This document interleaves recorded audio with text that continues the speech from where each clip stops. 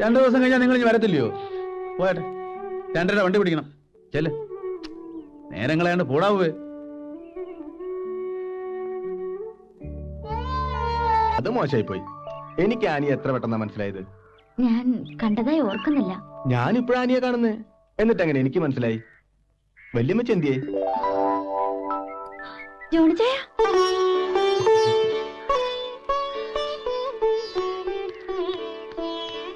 അത് ശരി, രണ്ടാളും കേറി പരിചയപ്പെട്ടോ?